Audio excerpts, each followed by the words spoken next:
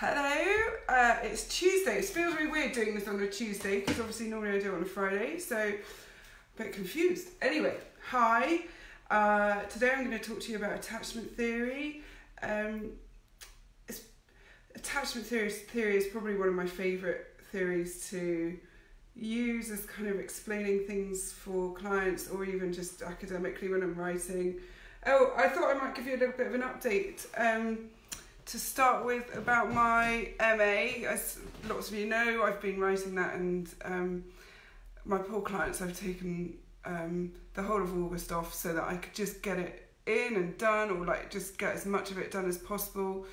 I'm making really good progress and it's coming together, and I'm really thrilled that it is, and so that's a really big achievement for me. I'd really like to hear what your achievements are over the last few weeks. I know lots of people are on school holidays, so are probably dealing with kind of stresses and strains of full-time parenting maybe, or loving it, which is also great, and maybe, what's the word, resisting maybe the approach of a new school year and all that entails.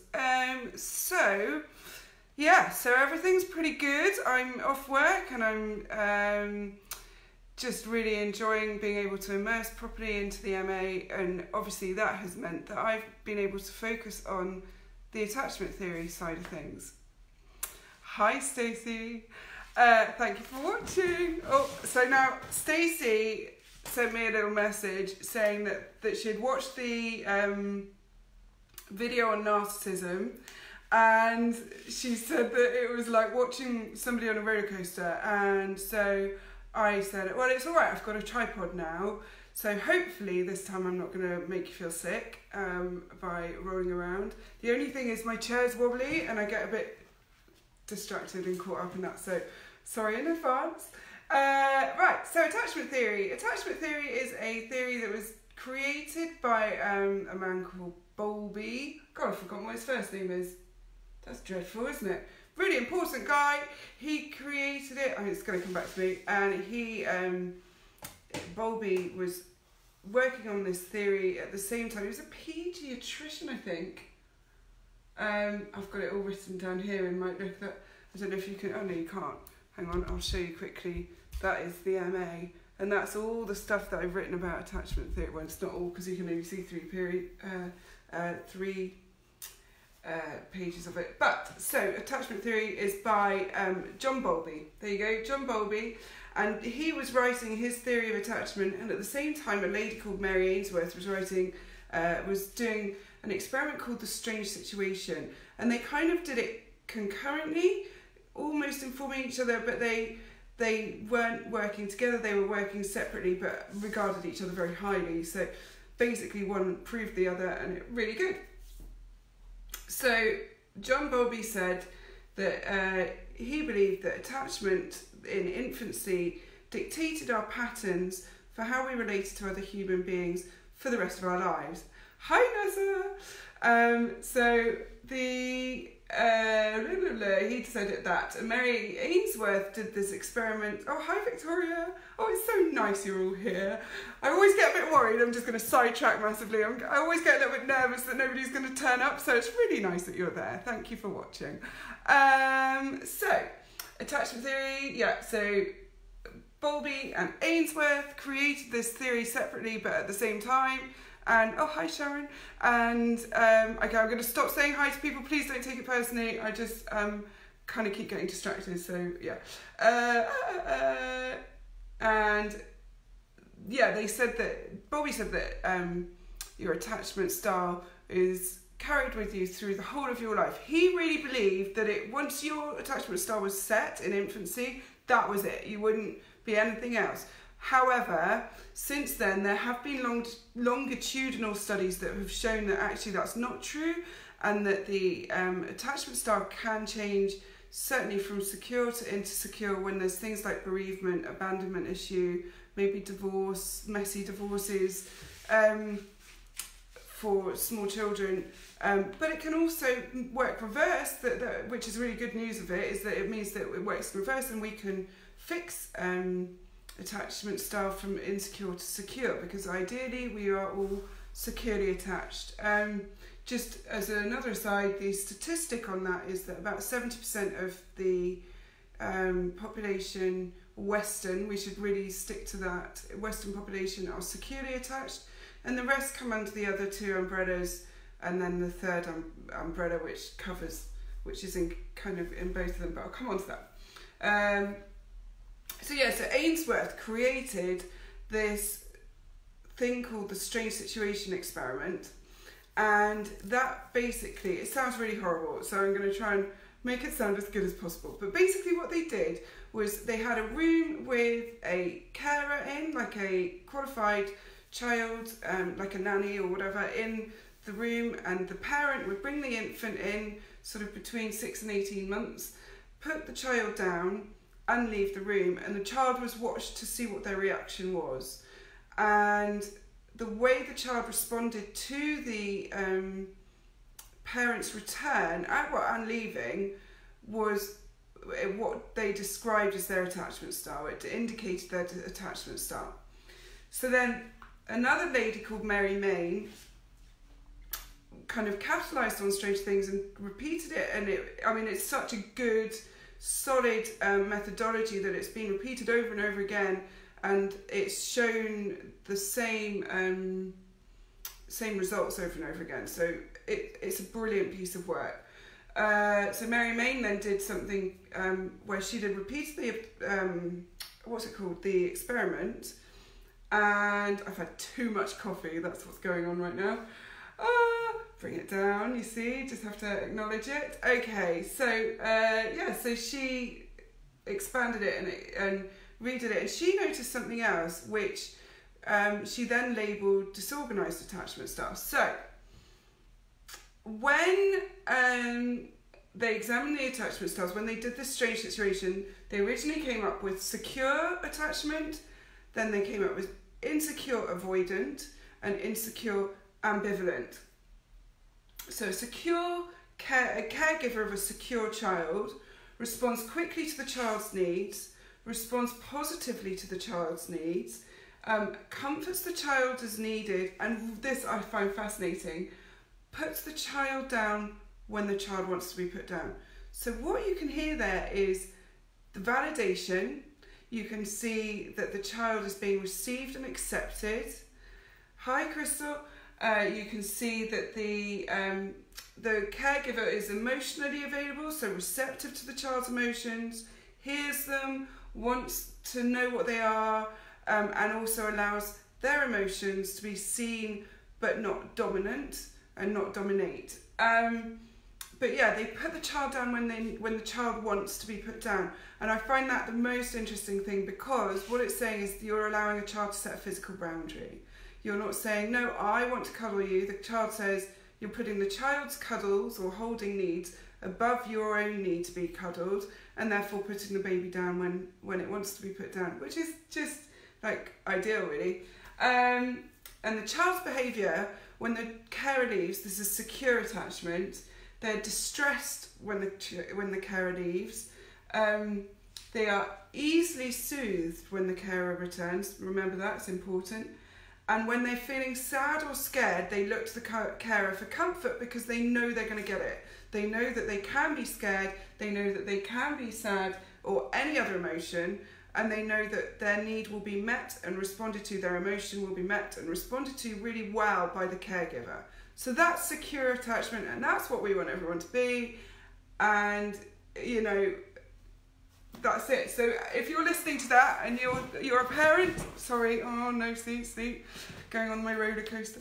If you're listening to that and you're a parent, then and you're thinking, oh, I haven't done that, don't worry about it, because you can keep doing that now. You can keep building up. You can even apologise. You repair anything you're doing by saying, do you know what, I maybe should have done this better for you, and I'm sorry I didn't. Let's change it. That's great, Crystal. Okay. So let's talk about insecure, avoidant attachment style. The caregiver would be called, unresponsive, uncaring, dismissive of the child's needs, and avoidant of their emotions. So I don't know, if you think about a baby, maybe if you change a nappy, or maybe if you if the baby's nappy needs changing, how quickly do you respond to that? If the baby needs feeding, how quickly are you responding to that? When the baby cries because it's tired, cold, wet, whatever it is, how quickly are you responding to the cry? Certainly of a tiny infant, and obviously as they get older you don't respond quite so quickly, but you know, it's acknowledging the need as they get older and saying, I'm coming, mummy just needs to do this, or whatever it is that you need to say. So this is really sad. So the avoidant child it doesn't appear distressed when the carer disappears. What was found when in one of the, I was saying earlier that this experiment has been repeated a lot to kind of solidify its validity. Ooh, that's easy. So when it was repeated, one team of researchers checked the heart rate. They put heart monitors on and they tested the cortisol levels of the children, and it was discovered that the avoidant children, despite showing no outward signs of distress, were actually had a very increased heart rate, the same as the child who was securely attached and showing the distress. They had the same, I know, it's horrible, blah, blah, blah, but anyway, so they had the same increased heart rate as the secure babies, and they had the same cortisol levels as the secure babies in terms of the distress that they were displaying or not displaying. So underneath there was a huge amount of fear, emotion going on, stress. Cortisol is the stress hormone, and cortisol is actually really damaging to your brain development. So children that have high levels of cortisol exposure, and in fact adults who have high level of cortisol behaviour, I'll come to that in a minute, Stacey. Cortisol really damages the brain development, and it's a hideous long-term exposure of it. Not, little bits of stress is fine, but long-term exposure is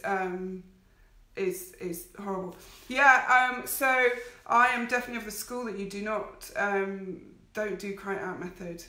Because of attachment theory. Attachment theory says no, cry it out method is horrible. There's leaving a baby to cry while you go to the loo or go for a shower, and then there's letting a baby understand that if it cries to get its needs met, it won't happen. Yeah, Victoria, that's exactly right. So avoidant children don't display emotion because they are either punished for it, and they're either punished for showing their emotion or completely dismissed.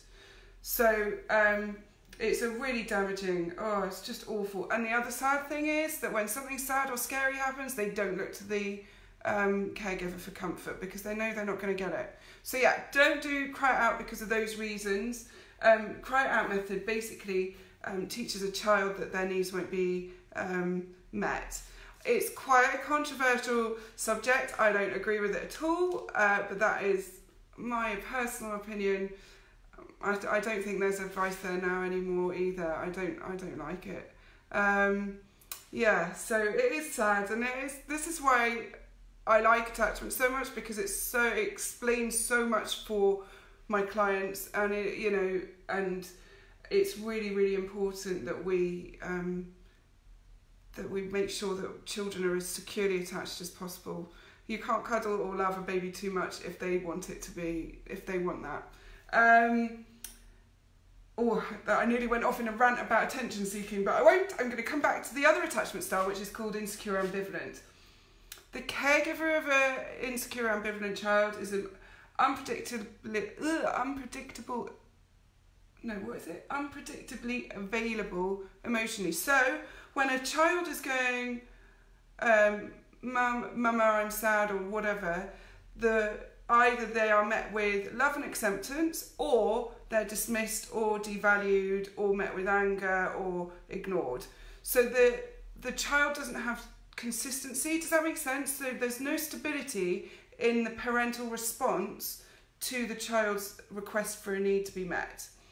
The same applies to meeting a child's physical needs.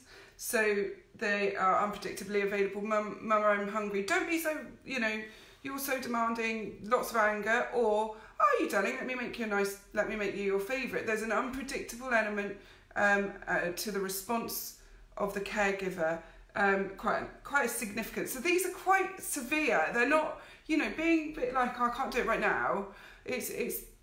That's quite, the odd time now and again that's all right. You can't meet a child's needs all the time, every single time they ask it. You've got to teach them self-sufficiency, so you have to pull back and let them meet their own needs too. But it's constant and quite severe withdrawal emotionally from the child, or unpredictability. That's a new one on me, Sharon, but yeah, makes sense. I can see why. So that's the thing, is that with attachment theory, there's so many different schools of it, but they all basically say the same thing. And Bowlby is my guy, just because, and Ainsworth and Main, probably because of my feminist feelings, because of so I don't know, because it's women, 2 women and a man. Anyway, so the other thing that the ambivalent attachment caregiver does is discourage autonomy. So if I say to you, do you know what I mean by autonomy? Like a child has to discover, sorry, I'm going to move again. A child has to discover their own autonomy. They have to reach out to and explore and do all those things. And if the mother or caregiver, I say mother and it's not always, the caregiver doesn't allow that exploration, if they're fearful of it, if they suppress it, or if they can't be bothered with it, they don't want to encourage it, they aren't allowing the child to develop their own autonomy and therefore a good sense of self and boundaries.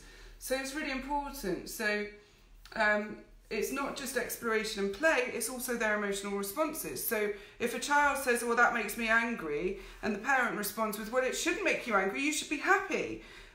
You're telling the child their emotional response is not right. I can't bear when people say you should feel like this. No, you should just feel how you feel. It may not be what they consider appropriate, and it may even be overreacting or inappropriate in some way, but when you're struggling with something that you haven't worked out, what you feel is really important, and you just validate it and go with it. If you feel angry about something, just take it and feel it.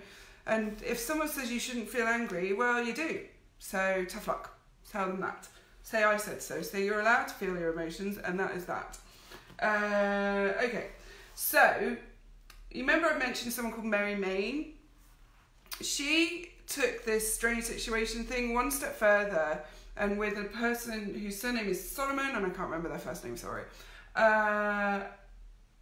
She examined these strange situation responses. She got it a bit bigger, actually, and not only did she watch the child's responses, she watched the adult responses too, and when she watched those, she saw in the children a very brief flash of something which she determined to indicate disorganised attachment. Right, so disorganised attachment is when the carer, this is horrible, is emotionally or physically abusive, or they are withdrawn and neglectful. Their responses to the child are either frightening, as in, don't you dare speak to me like that, abusive, physical, emotional abuse, physical. So they're either frightening the child, or they are frightened, like, oh, don't run after that, don't do that, you might fall, don't do that. So those disorganised attachment, you are either, when you're disorganised, you either come under disorganised avoidant or disorganised ambivalent, because disorganised isn't a standalone attachment style, it fits with one of the other two. In this situation, the child is apprehensive of their carer, they are dazed or trance-like, and the behaviours, as I've said, are really brief and very easily missed. One of the things that they really observed was when a child with disorganized attachment something bad would happen when I think they set something up to scare them or make, I can't remember. It's not that I can't remember, I don't actually know, but they observed that when something bad or sad happened, the child would be in conflict of what to do, because the driver, the motivational driver, it's called the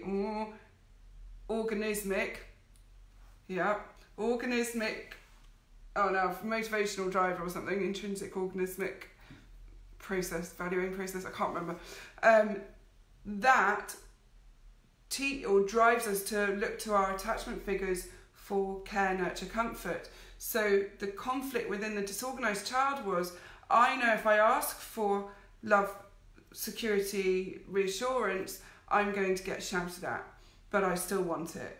So they would look to the parent and then run away and look and run away. So it's this really brief kind of like conflict or struggle of whether or not to go to the carer for the comfort. It was what kind of shows up as well as a result of abuse. What it doesn't tell me in the books, and I don't know, and I really probably should find out, Crystal was horrible, is whether or not they then intervened, and I really hope they did, because a child showing disorganised attachment is being subjected to abuse of some kind, whether emotional or physical or other types. Obviously there's loads of different types of abuse, but really, really awful, really awful. So disorganised attachment, if you've got a disorganised attachment, you are more likely to end up with a range of severe psychopathologies, including borderline personality disorder, which we've talked about before, eating disorders, OCD, PTSD, CPTSD, which is complex PTSD, I've said OCD, haven't I? Suicidal ideation, and lots of all the really hard ones, and in fact including narcissism, interestingly. So disorganised attachment can result in significant and awful psychopathologies as an adult. So what happened after this was Mary Main took it on to how they affect you in adulthood. As I said earlier, Bowlby believed that our attachment style stays with us until, sorry, I can't see that, Crystal, what's it say?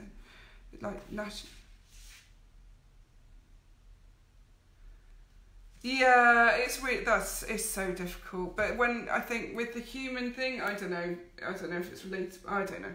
But regardless, it's just awful, and I'm pretty sure they probably would have done, because there's got to be a duty of care. And there's got to be an ethical boundary around that. So I hope so. If they're showing disorganised attachment, I'm pretty sure they'll have got involved. I certainly know that if I was doing something like that now, there would be a huge ethics board to pass, and it would be horrendous to try and get it even through, and there would be an awful lot in place for the children with insecure attachment styles and disorganised attachment styles. Okay, so Mary Main, took it one further, and she developed something called the adult attachment interview. This was to basically see if the adult attachment, originally it was to see if the adult attachment style would predict the child's attachment style. So therefore, if someone was securely attached as a child, would they become securely attached? Would they have securely attached children? And so on. So the whole point of the interview, the AAI, it's called the Adult Attachment Interview, was that it was a simple set of questions that were designed to kind of trick people into remembering or thinking or reminiscing about their childhood relationships and experiences. It just surprised the unconscious into speaking. It was very clever, very, very good.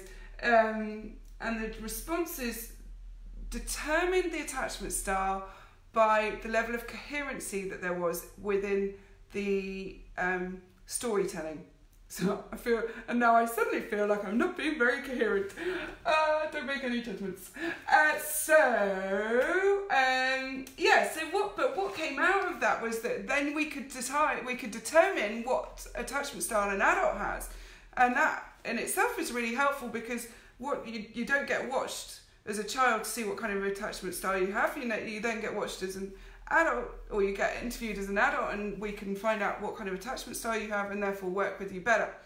So yeah, so secure people will talk about their childhood in a really coherent way, really valuing of the attachment experience. They'll know that they were really loved, and the description and evaluation of childhood events will be really consistent, and they'll also be able to be really objective. So very steady. I mean, it sounds secure, doesn't it? This like position of real sort of objectivity and security and consistency. So an avoidant infant attachment style would be called a dismissing adult attachment style. Sorry, I am reading off the computer just because it's easier and make sure that I'm correct. So incoherent, the dismissing or the avoidant style, the dismissing adult attachment style is an incoherent description of childhood attachment experience. He's dismissive of childhood attachment experiences and relationships, and normalising, this is really important, normalising of parental behaviour, describing attachment figures as normal or ideal. I think I'd like to replace the word normalising with idealising, because in avoidant people, it seems like, I could be wrong, it seems like they are brainwashed into believing that their parents were the best that were in the whole wide world. Hi, Lane. Their parents were the best in the whole wide world, and therefore they should never criticise them, and therefore their parent was ideal. Their answers tend to be brief when describing childhood, and their descriptions of childhood experiences and events are either generalised and unsupported or actively contradictory. So there you go, that's a dismissing attachment style. Idealised parents. And I'm pretty sure that's down to brainwashing. And then the ambivalent style becomes preoccupied as an adult attachment style. So they have an incoherent description of childhood experience, preoccupied by past relationships and experiences, and can be angry, passive, or fearful. Feels a little bit broad, doesn't it? But I get what they mean, like they're either very angry, passive, or fearful, and use long vague sentences to describe childhood that doesn't make sense. Similar to preoccupied or dismissing is the disorganised one, which is called unresolved or disorganised. The speaker will either lapse into long silences or long winding speeches. Speaker may also lose sense of reason, i.e. speaking about someone who has died as though they're still alive. So that's the disorganised attachment. I don't know if you can think of anybody that you might fit that bill, but I know I can, and that the descriptions they go on forever, and it's and they make really no sense because they move from story to story to story to story. Crystal, I'm not talking about anyone here, don't worry. Okay, so so basically secure attachment means that we are able to operate in the world. We will more likely attract securely attached people because of the pattern that's been set for us, and we end up with better self-esteem, social ability, emotional health, ego resilience, and resourcefulness. So obviously being securely attached is like the ideal, isn't it? We all want to be able to operate relatedly.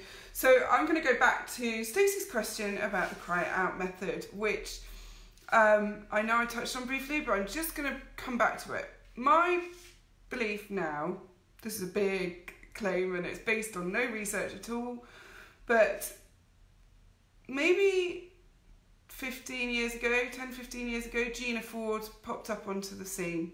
I don't know actually when she was first around. It might even have been longer than that. But I know cry it out method has been quite a long adhered to kind of baby training method, which is grim. And the blah blah blah. The idea that you put your baby out to cry, that you put your baby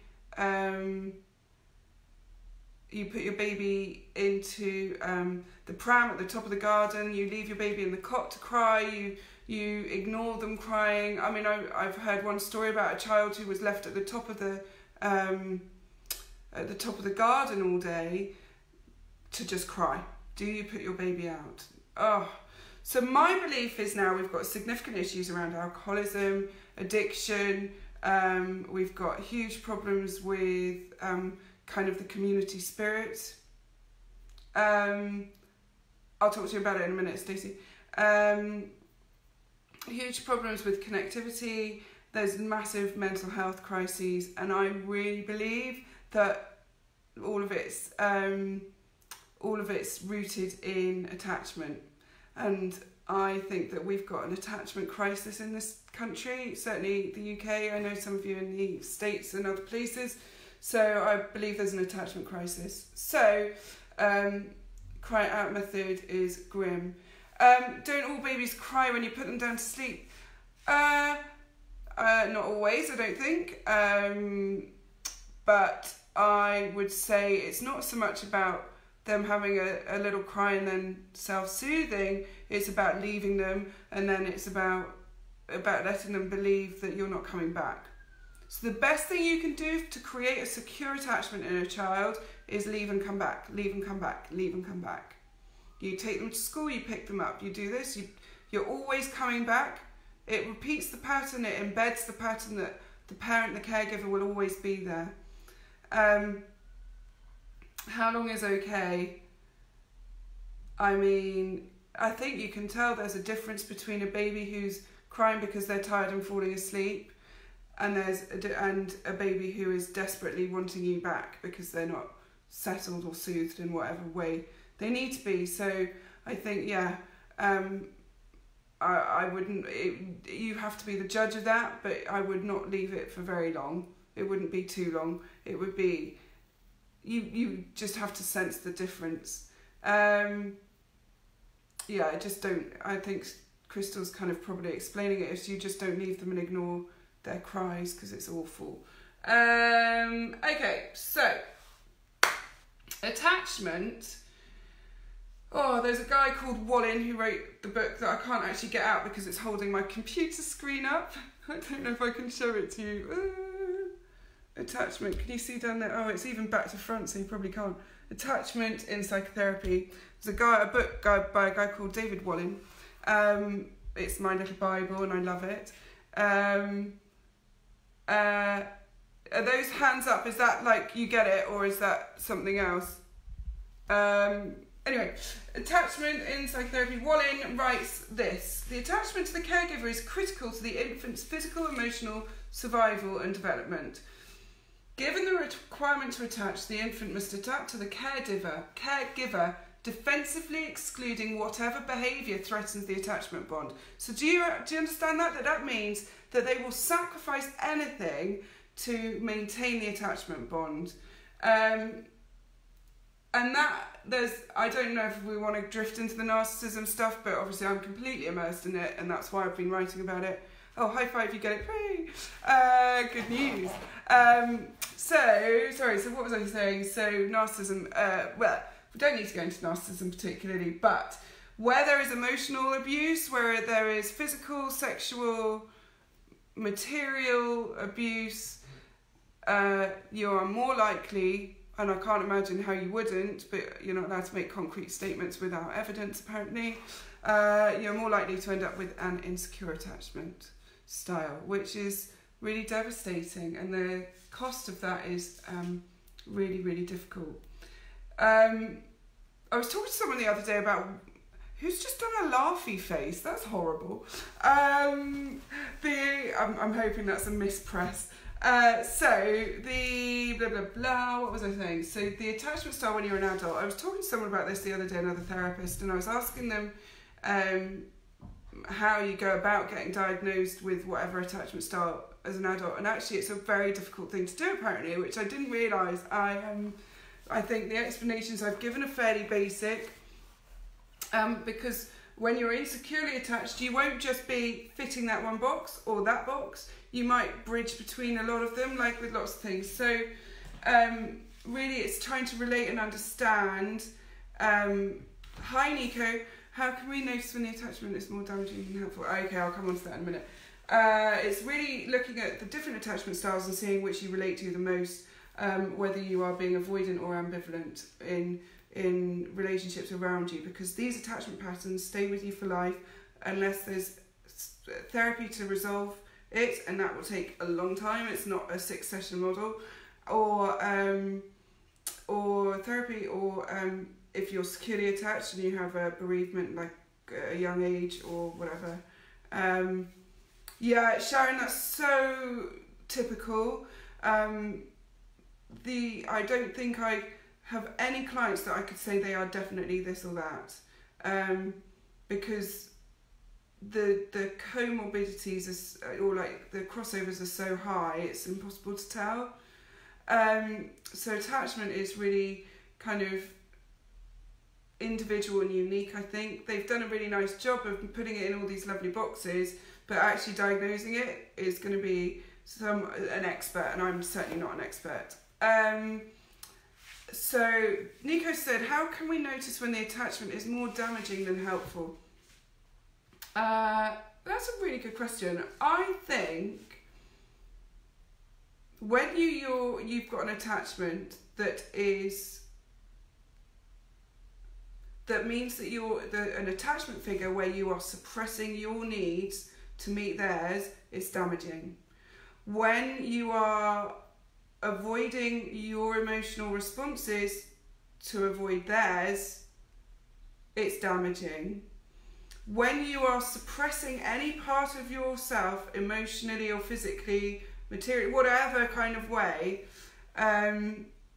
you are in a negative attachment cycle, I would suggest.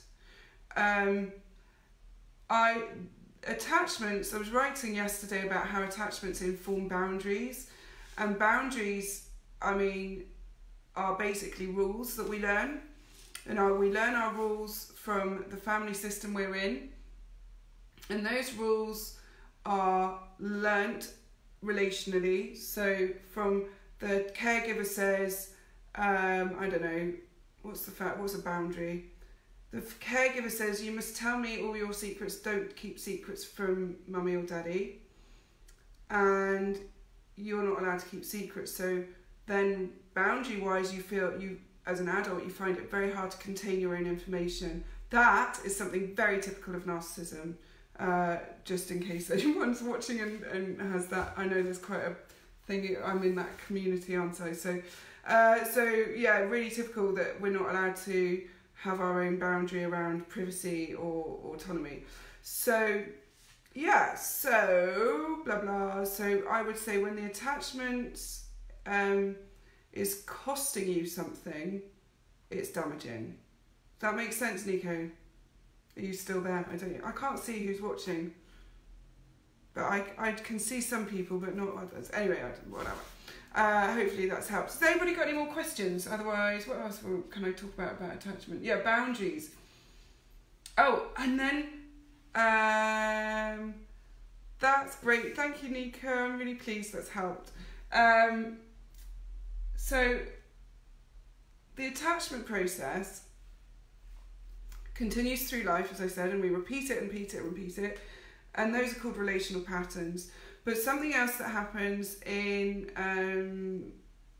childhood is a different school, but a guy called Carl Rogers, who is basically the grandfather of person-centered counselling. He was amazing. So before him, it was all psychoanalysis. Analysis. I just made that up. New word. Before him, it was all psychoanalysis. So in psychoanalysis was like people like Freud and all those people who very much put themselves as the expert, and then the client was a patient. So it was very medicalised. It was very much about curing somebody. New word, yeah, psychoanalysis. Oh, I thought my chair was going to go. So it was all very much about position. There was a lot of power in the room. So my model, I've never really talked about it, but I know I've talked about talking about it. My model is an integrative model, and a big part of that is the person-centered counselling, and that is all about the client is the expert on themselves. You know yourself better than I will ever know you. You understand yourself better than I will ever know you. I might be able to see things that you can't see, but you know you. And that is the whole premise of person-centered counselling, is that clients are in charge of their therapy, and that it's all about them and not about me as a therapist or an expert or whatever. It's just about helping somebody be somebody they want to be.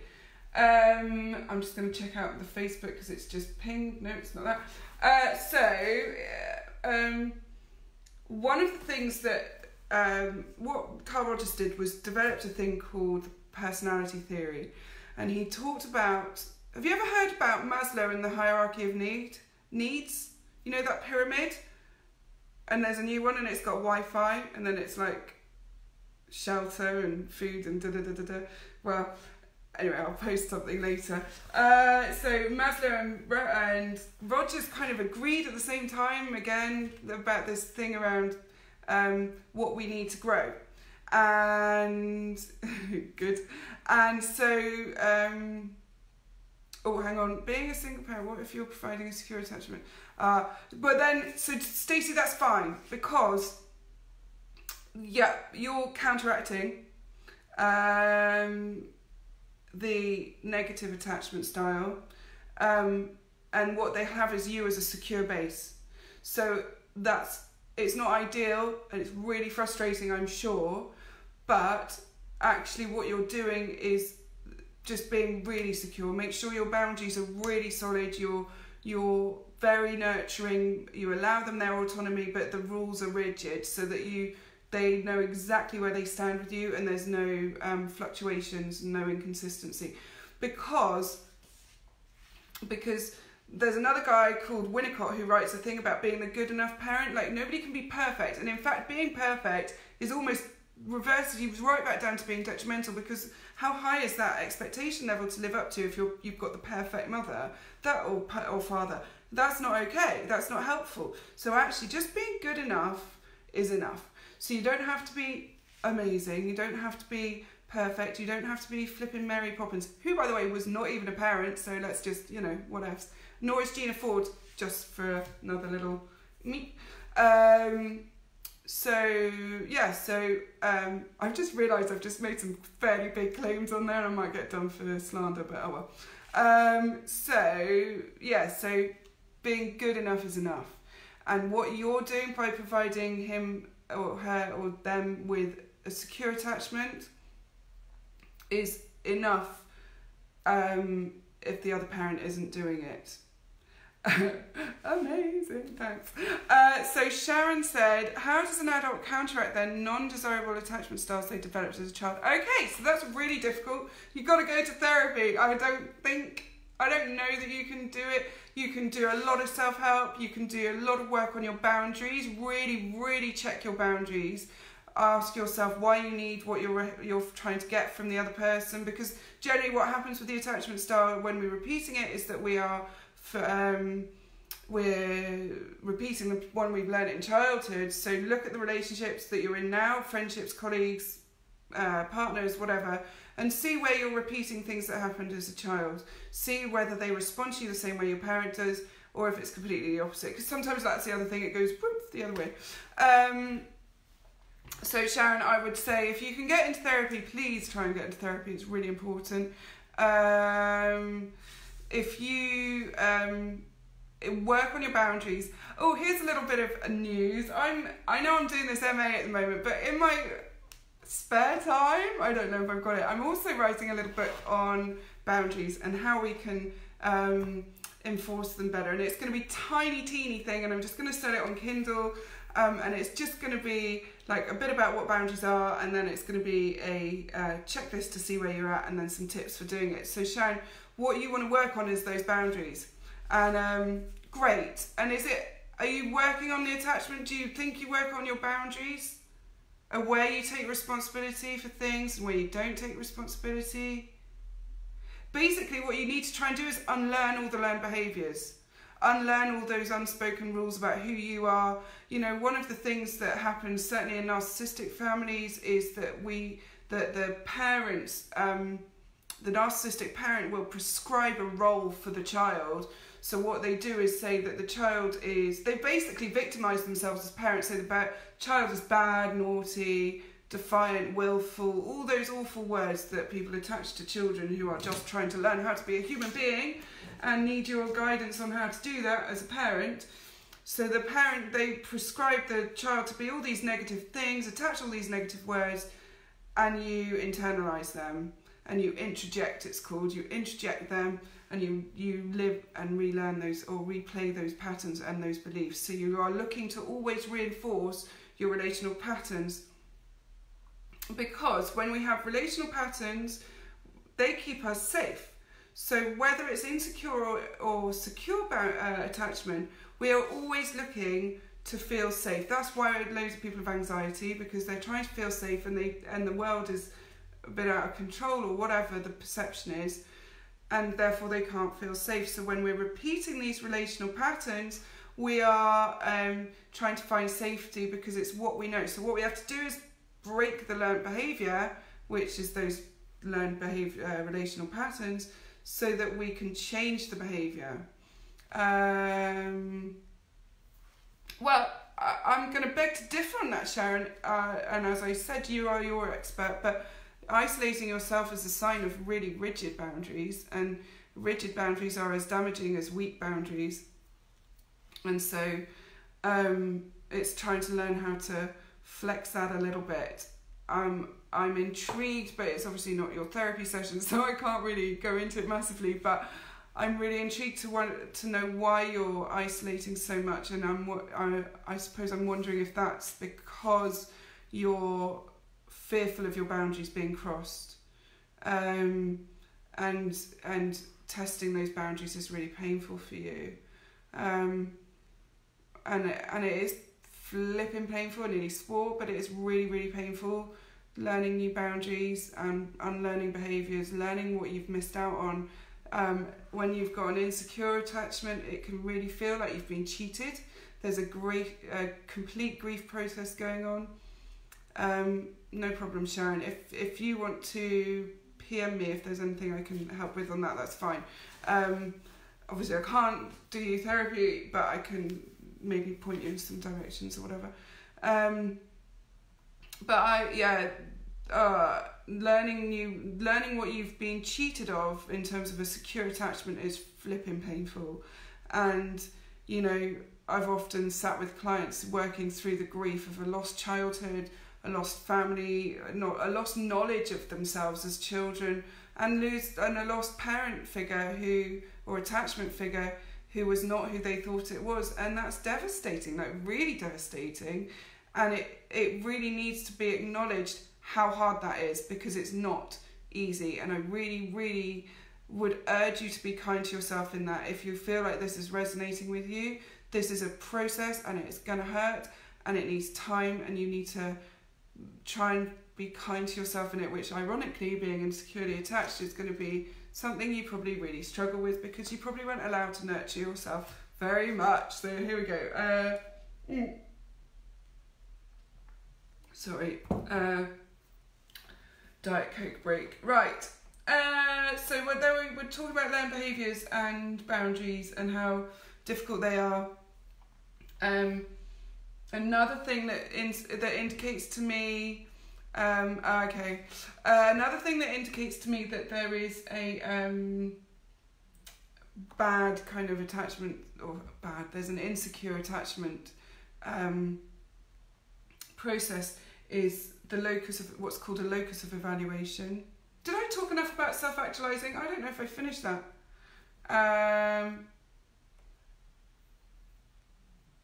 Yes, absolutely, Stacey. And do you know what? So Stacey's just said that she's learning new boundaries, and it's really liberating, and it's becomes more natural to put them in a higher position than they've been before.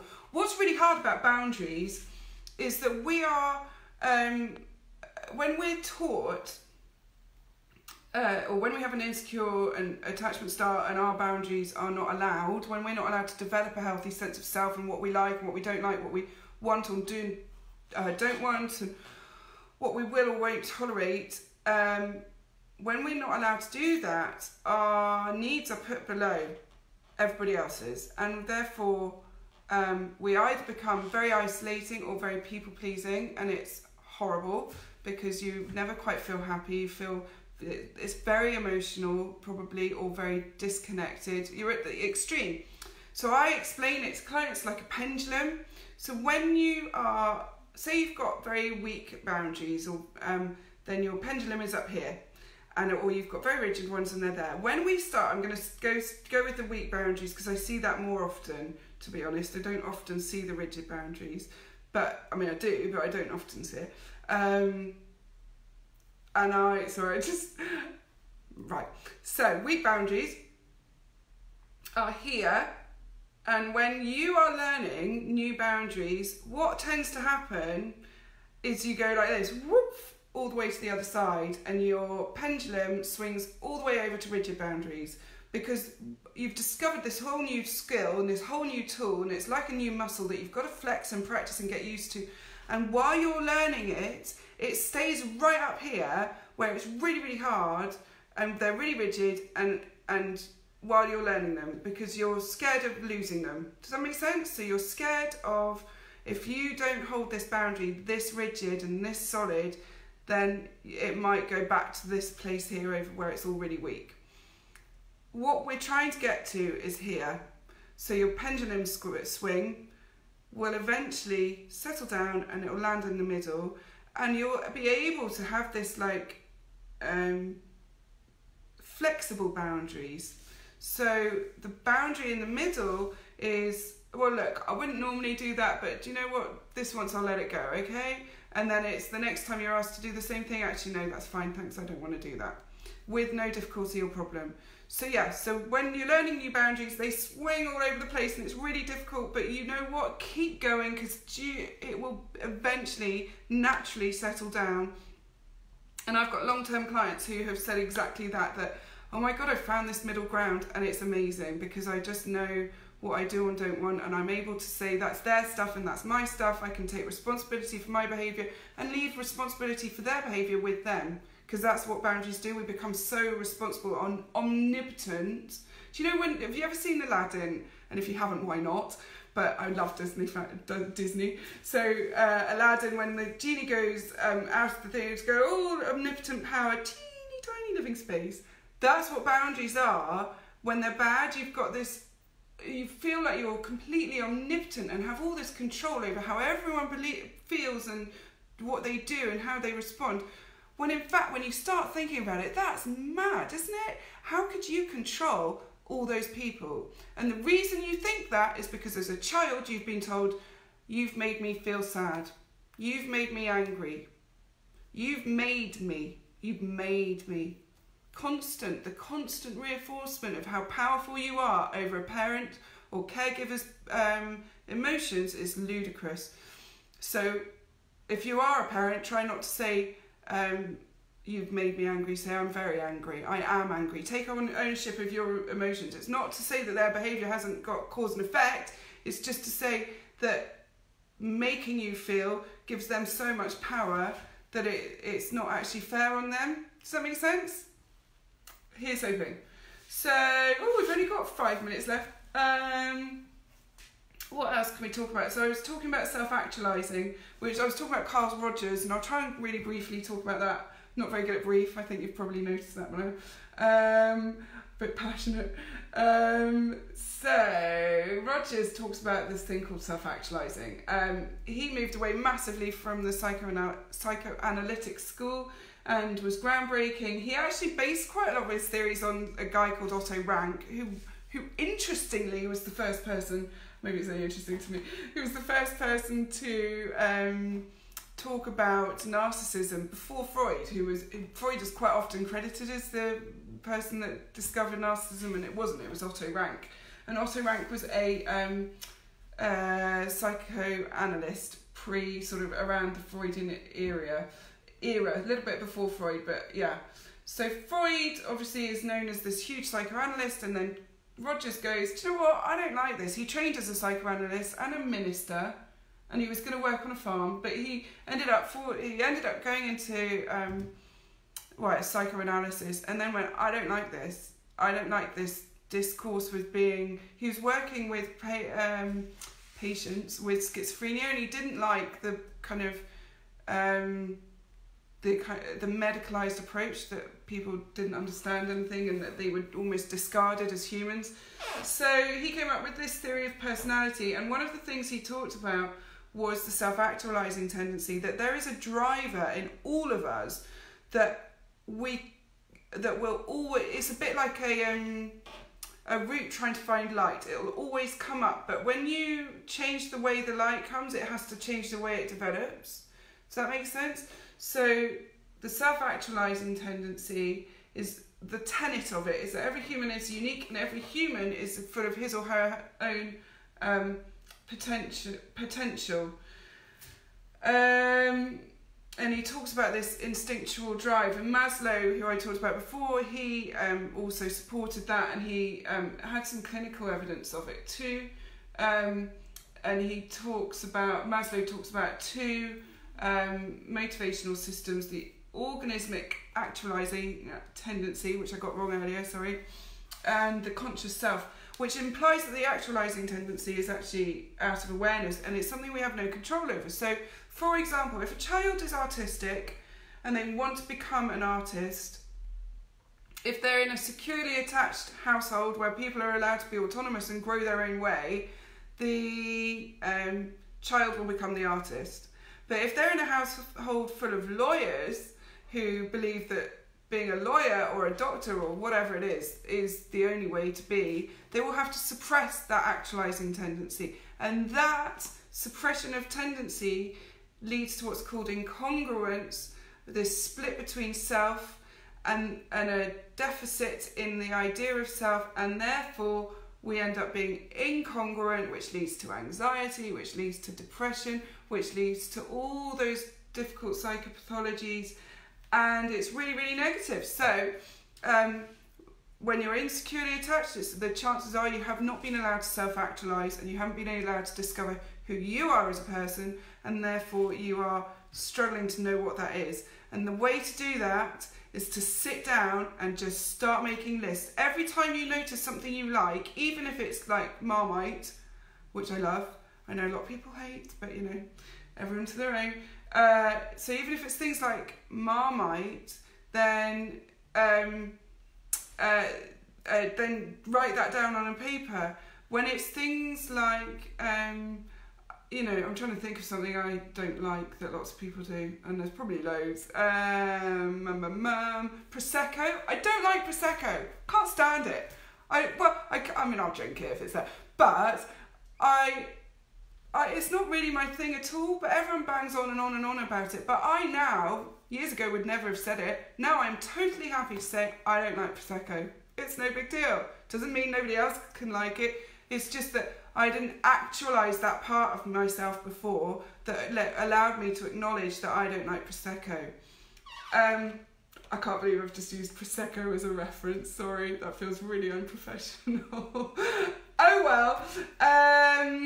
So yeah, so what you need to do when you're trying to actualise and trying to sort out this attachment and develop a sense of self, which attachment oppresses that sense of self. So Sharon, going back to your question, to get back to, what was it,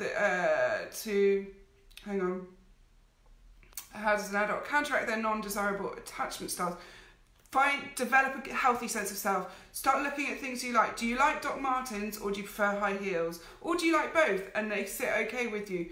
Do you like pink, or do you like purple, or both? Do you like it when it's summer, or do you prefer autumn, or do you prefer winter, or whatever, spring? Just start noticing what you do and don't like and want. Do you like it when someone takes the mick out of you a bit? Do you enjoy that? Do you think it's funny? Do you enjoy having it done? And if you don't, well, how do you, if you don't like it, how do you respond to that? How do you stop someone saying, and what do you do to put the boundary in place to say, I don't like you speaking to me like that, please do not continue to do that. So just list and list and list. Learn who you like. Listen to music, listen to things. Every time you notice anything that you like, write it down. Get a book, get a pen, write lists of who you are. What kind of music do you like? Do you like going on the beach? I hate going on the beach. Sand gets everywhere. I love going in the sea, but it would be like go down to the sea, then go back up onto like a nice decking area, so I don't have sand everywhere. Lots of people love sitting on the beach. No big deal, is it? They can like do that. I just don't need to sit on the beach too. If everyone wants to go to the beach and I'll go, all right, we'll do it once, because here's the boundary. Yeah, all right, I'll go, come to the beach, and then it'll be right, okay, yeah, we can go to the beach, but can we go somewhere where I can sit in a cafe? You guys can stay down there, but I'd like to sit up on the side. Yeah, sand, it's horrible. But lists of things you do like as well, Sharon. So not just, don't focus just on the negative. Look at the positive things too. So even things like, I don't know if you go in a car with somebody at all, but if you travel in the car and they like a different radio station and you would prefer to put on a different one, do you ever bring it up? Do you ever say, I'd like, because again, in a narcissistic family, the chances are, well, I'm driving, it's my car, I'll put on what music I like. There's no kind of discussion or allowance for other people's preferences. Yeah, okay, yeah. So do things you like, do things you don't like, work out what you can and can't tolerate, start listening to yourself. And when you feel anxious, because anxiety is a big product of insecure attachment and all the other boundaries and incongruence and everything.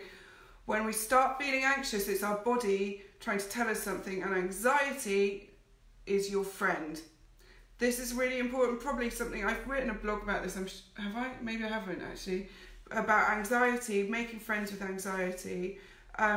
It's something I go through with clients all the time, because what that is your body is trying to tell you you're not happy about something. But when you are so programmed and conditioned, and I haven't talked about conditions of worth, but when you are conditioned not to respond to your needs, desires, likes, dislikes, when you're taught to suppress your emotional responses and what in your needs, your environmental or physical needs, we develop anxiety as a result, because it comes out somewhere. Okay, so that's what anxiety is. It's telling you something's not right in your environment, you need to change something. So I'm trying to think what makes me anxious. Lots of things. Too much caffeine. Do you know what? Caffeine does that to me. Lack of sleep does it to me. So what it is my body is saying, stop drinking coffee and go and have a nap. I mean, those are really simplistic examples, but I'm trying to think. Crowds. I don't particularly like going in big crowded areas. I will do whatever I need to make sure my anxiety is measured, because it's again all about feeling safe. And lots of people have that around crowds, and that is about fear of threat, and it might even be PTSD, and it might be hypervigilance, but those are a different day, because it's so late now and it's 5 minutes past 3 and you've all been watching for so long, and I'm really grateful. Before I go, is there any other questions? I'm just trying to think if I need to give you any news. I don't know when I'm going to do another one. I'm trying to finish this MA by the end of the month. I really want to finish it by the end of the month. Actually, I've only got 2 chapters to go, so hopefully I will. Oh, sorry, hit the tripod. If you've got requests or suggestions for the MA, thanks, Stacey. If you've got not MA, flipping it. I'm immersed. I can't get past it. If you've got requests for the AMA, it's not too far. Maybe that's why I made the mistake. If you've got any requests for the AMA that I do next, why don't you just give me a message or comment or whatever you want, and I will have a think and see what I can do. I'm currently writing a chapter that's all about narcissistic abuse and how it manifests. So that's in terms of like gaslighting, you know, stonewalling, all that sort of stuff. And I'm not sure, maybe that's something you would like to know about. I know we did the AMA on narcissism not long ago. We've had quite a few new people join the page since then, so perhaps there would be scope for more narcissism talk, which obviously means I don't have to do any research on anything else because I've already got it here. Well, I'm going to sign out. I'm going to say thank you so much for watching. I will keep you posted about the next topic, and I will keep you posted about my little book when it comes out, when I get that finished. Take great care, everyone. Thank you. Look after yourselves. Make your lists and make friends with anxiety. All right, take care. Bye.